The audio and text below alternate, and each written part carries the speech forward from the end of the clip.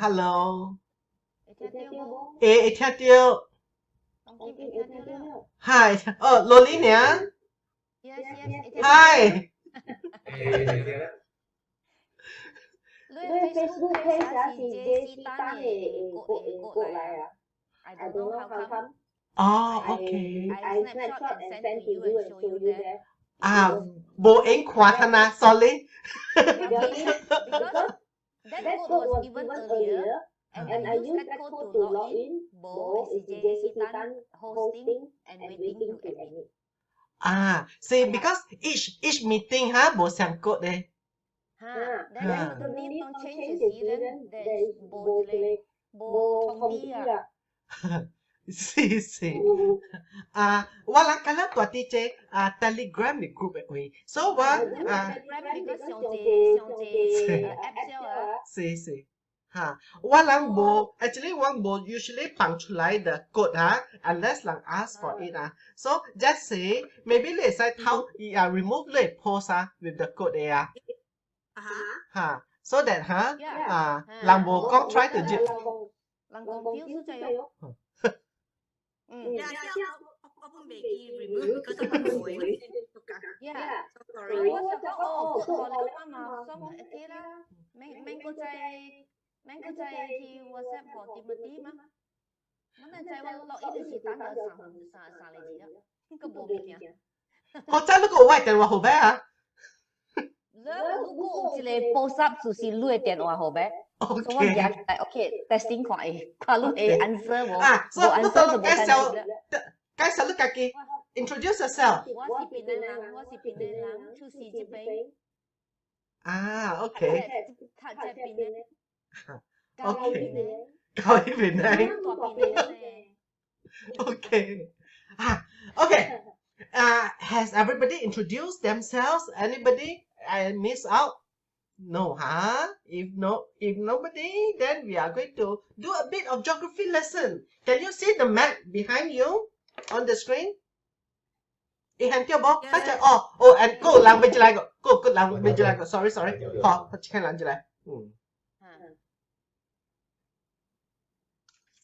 Hi Adrian. Hi Adrian.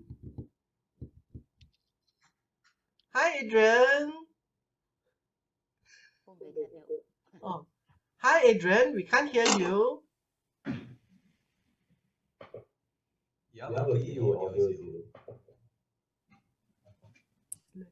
See, like today running out of time, then we have to start the other meeting. Lolene, I'm going to give you the code also. So that you can use the other code to go in. The rest of you, if you have the second code, if we have to jump to another Zoom link, then if we get broken from this one, then no choice, we have to go to the next one. I'm giving you the link right now. And for the rest of you, if you want to have the code, it is in the Telegram group. Adrian, are you able to talk to us? What about Telegram? What hay học lúc teacher WhatsApp vậy? What hay tin WhatsApp học lúc? Hẹn tiêu bố? Okay. Hang on, just give me a second to. Hang on, just give me a second to go into WhatsApp. 40 minutes free Zoom call. Xí lốt, tiêu lốt.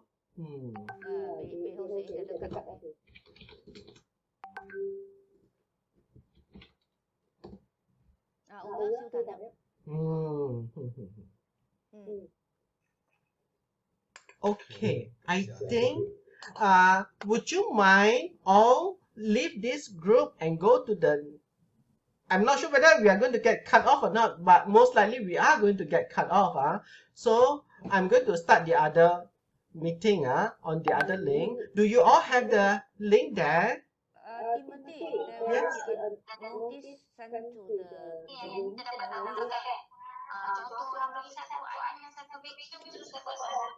Hello. Yêu chỉ là notice lại, then tôi trai con hại rồi. Yeah, notice lại hả? So far bộ notice lại rồi là. Bộ notice lại số lúc con sen đó. Hả, 我講成啦嚇，because 我未實教咗物件咧，所以咧，所以我希望講我會吞講話啦。Okay, I'm going to try to do it. I hope the rest of you are in WhatsApp. It just say remaining time is 7 minutes. I'm not sure whether I can do it, but anyway. Can you see the map? Yes. Yeah, you can see the map, huh? Okay. Yes. So you know where we are. We are in Penang. We are talking about Penang Hokkien. There's Singapore. There's Penang. We are here. I thought it would be interesting to give you a little bit of background, history on Penang Hokkien, or rather Hokkien in general, so that you have an idea why do the people here speak Hokkien. In our previous Zoom meeting, I gave you the history of writing Penang Hokkien. So I gave you the history of Romanization for Penang Hokkien. I thought today it might be interesting to give you a history of Penang Hokkien itself. Why do the people here speak Penang Hokkien?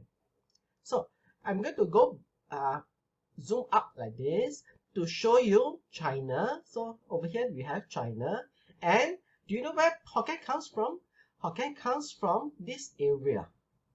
This is Fujian province in China. Can you see on my map? Yeah? This is Fujian province. Can you see Fujian province? And in Fujian province, this is Fuzhou. Fuzhou is the provincial capital of Fujian province. Fujian is the Mandarin name for Hokkien. So this is the Hokkien province. And Fuzhou is the provincial capital of Fujian province. However, in Fuzhou, they don't speak Hokkien. They speak Hokkien. Very interesting, but today we are not talking about Hokkien. We are going to look at Hokkien itself. And if you look at the coast of Fujian province, you will see these three major cities here. I'm going to go nearer. There is Changzhou, Xiamen, and Quanzhou. Hokkien comes from these three places. The Hokkien that is spoken by the people all over Southeast Asia come from these three places. It depends on which part of history we are looking at. If we go back at least 500 years into the Malacca Sultanate, you will know that even during the Malacca Sultanate, there are Chinese seafarers who arrived in Malacca and they intermarried and created a group of people which we call as the Peranakan.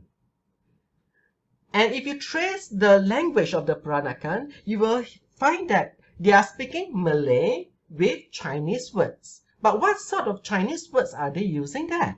It is actually Hokkien. They are actually speaking Hokkien words. And if you study the history, you will soon find that it is the Hokkien people who are the seafarers who went to all the places in Southeast Asia. But why do they do so? It's because Fujian province is a mountainous province. And in this mountainous province, it is not easy for them to do agriculture. And so the people make a living from the sea. They were merchants, they were pirates, and they were sailors who populated and they visit all the different towns during that time. So at that time there was Malacca, so they went to Malacca. And of these three cities that I show you, the earliest of them is Changzhou. So during the Malacca Sultanate, it is the seafarers who came from Changzhou who visited all these areas. Later on, as Changzhou become less prominent, Quanzhou become popular, and they start to send their people out also. However, the dialect spoken in Changzhou and the dialect spoken in Quanzhou are different. So they speak a different dialect from the one over here.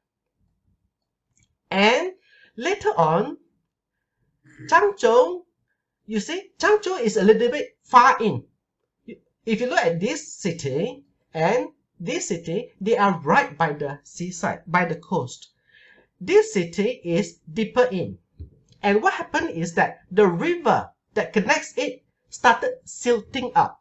And so that affected the prominence of Changzhou. And so this area was developed. And Xiamen became the new port city in place of Changzhou. What you will find interesting is that this city, and this city speak different dialects of Hokkien. And the dialect that is spoken in Xiamen is the combination or fusion of the dialect spoken in Changzhou and Quanzhou. What is the dialect that is spoken in Penang? You will realize that in Penang, we speak a different dialect from what is spoken in Singapore. And those of you who actually study the Hokkien language and look at the pronunciation of some of the words will realize that actually the Hokkien language spoken in Penang bears the closest resemblance to the Hokkien spoken in Changzhou. In here, this one. The one spoken in Singapore bears closest resemblance to the Hokkien spoken in Xiamen. So we can tell actually that the Hokkien spoken in Changzhou is the one that arrived earlier than the one spoken in Singapore. And what about Malacca? In Malacca, there are two types of people. There's the Peranakan who speak Baba Malay. And there's a second group who speak similarly the Xiamen or Quanzhou type of Hokkien. This is due to successive waves of people arriving. The earliest of them all are the merchants who intermarried with the population, and so they created the Peranakan people who speak Baba Malay. Why? Because the merchants, although they can transfer their culture and everything to the local population, they are often away. Okay, the meeting, we have to change already.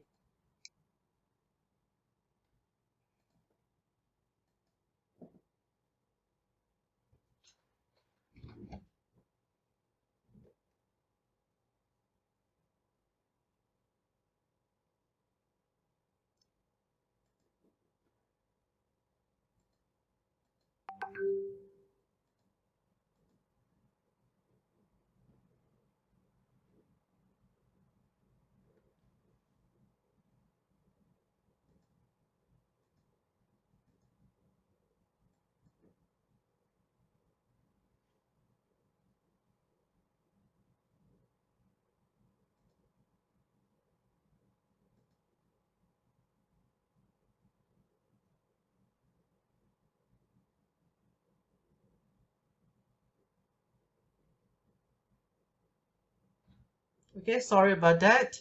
I hope everybody is in. And so now let's continue.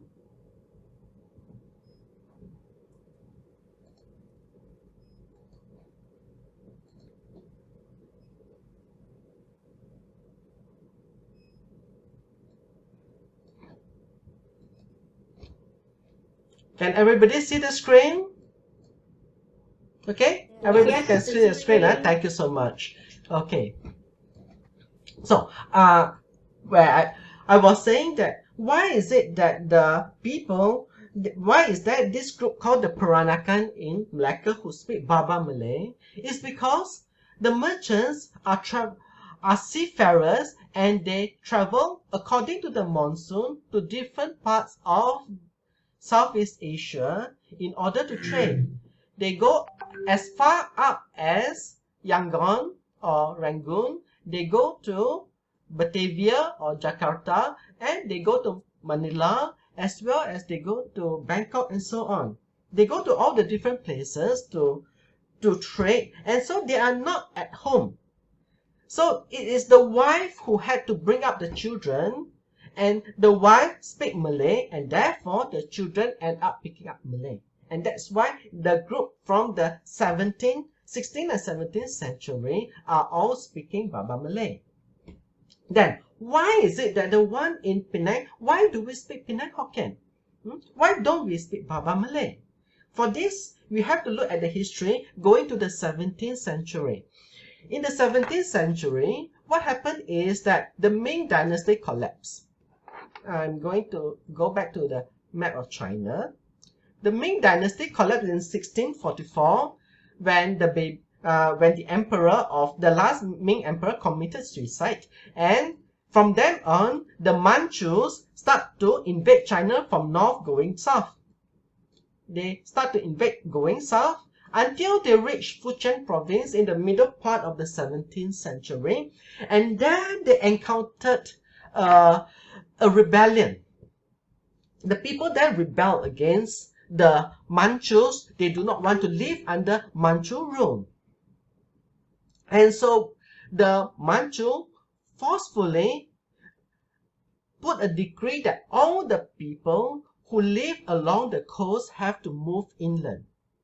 So if you go and study the history of China during that period, the 17th century, that is to say about 1661 and so on, some of them, with the decree, some of them fled to Taiwan.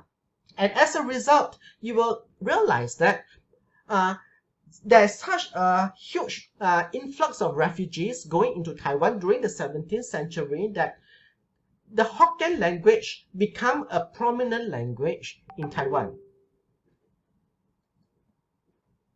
Similarly, they went to all over the place. They went all over to across Southeast Asia, and a group of them that came from Changzhou, the one that speaks the Changzhou Hokkien, arrived at the southern part of the Malay, the Isthmus of Kra. They arrived somewhere here and they populated this area.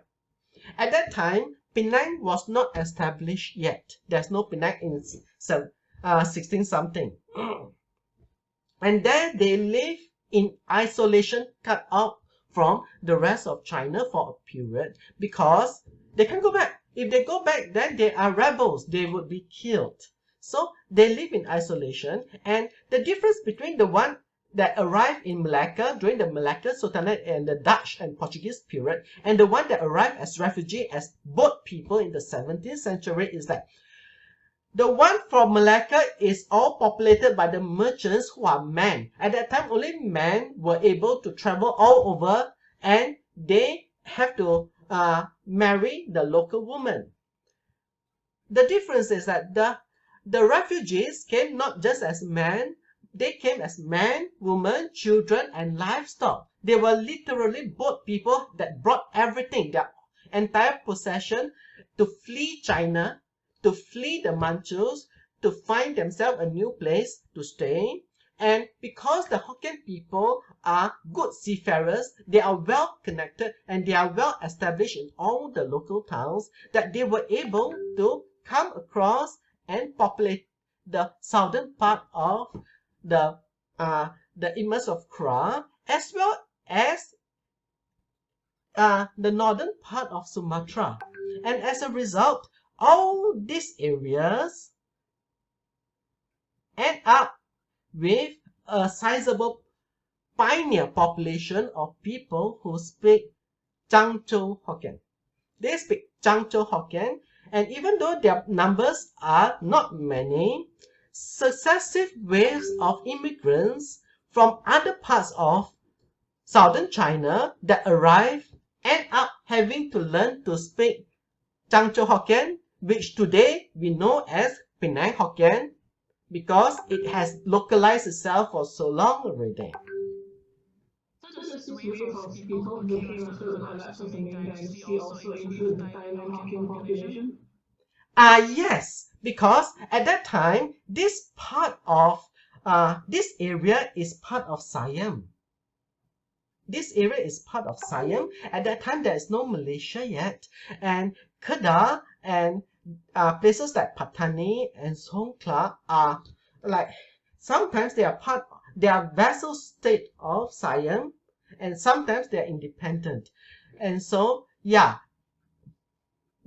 during that time, when the people, the refugees arrived in the 17th century, yes, you can say that it's Thailand. Yeah, it's very much Thailand. And because they are isolated from the rest of China, they have to improvise everything that they have, including their cuisine. And so we have things like Hokkien Mee, which is how they call their noodles. But the Hokkien Mee that we have in Penang is very different from the Hokkien Mee that we have elsewhere. And similarly, they created their laksa, their Penang laksa, according to what ingredients we have. For example, if there is no wheat, so you have to create noodles out of rice. So you have rice noodle instead of wheat noodle. And so this improvisation created their own culture, their subculture that becomes more or less Penang culture. So what I'm telling you is something that happens even before the establishment of Penang. When Penang was finally established, the people were already populating places such as Kuala Kedah, Kuala Muda, and Prai. They tend to find places to stay which is near river mouth because it's easy to get fresh water, and so they sought permission from Francis Light to come over to Penang, to Georgetown, and to populate it. And so they are the sixth generation of the pioneers of the Penang Hokkien people. But that is the establishment of Penang was in the 18th century, 1786. From 1786 onwards to present day, there has been successive waves of Chinese immigrants to the Malay Peninsula. They do not just come from Changzhou, they come from different parts. Because if you look at Penang today, we have not just Hokkien people, we have also the Cantonese, we have the Teochews, we have the Hainanese, and so on and so on. We have the Hakka. So they come from different parts of southern China, all the way from Canton or Guangzhou. They come from Chaozhou, or the Teochew will come from here, and even from the Fujian province itself. If you look and ask, where does your forefathers come from? Some of them say that my forefathers come from Sherman. But how come if your forefathers come from Sherman, you are not speaking the dialect of that is resembling that of Sherman? Why are you speaking the dialect that is resembling that of Changzhou? It's because whoever comes first will have the way to establish his dialect in the new area. So the original settlers speak the Changzhou dialect of Hokkien, and as a result, the Penang Hokkien that we speak bears the closest resemblance to the dialect of Hokkien that is spoken in Changzhou. On the other hand, other groups of Hokkien people populate the coastal areas of the Malay Peninsula all the way to Johor. And these areas, if you visit them and you hear what they are talking and surprised that they are speaking Hokkien, but like for example, but their Hokkien is slightly different from that one in Penang. Why is that so? Like for example, Klang. If you go to Klang and you hear them speaking and they are speaking in Hokkien, but their Hokkien is different. Why is that so? Because the sixth generation or the pioneers were the settlers that came from Sherman or Quanzhou, a different part of Fujian province. And whoever came first, they are the ones who will, theirs is the dialect that will be spoken from then onwards. And even when Singapore was established, the same happens that as a result, the whole coastal areas up to Singapore all speak the Xiamen or Quanzhou type of Hokkien. And if you compare it, it is almost the same except for a few words that are different. And even in Penang, that although there are different Chinese people coming from all over, if the original people already speak Changzhou type of Hokkien, if you come along, of course you will have to learn that type as the lingua franca in order to communicate. And so as a result, everybody speak the Changzhou based type of Hokkien, or we just call it as Penang Hokkien. And even today, we could have Cantonese people, we could have Teochew and so on, but everybody in Penang more or less speak Penang Hokkien. So that is today a glimpse of the history of Penang Hokkien. Thanks for watching Learn Penang Hokkien on YouTube. Do like this video and click the button on the right to subscribe. To be notified of future lessons, hit the bell button. 感謝你，姐姐。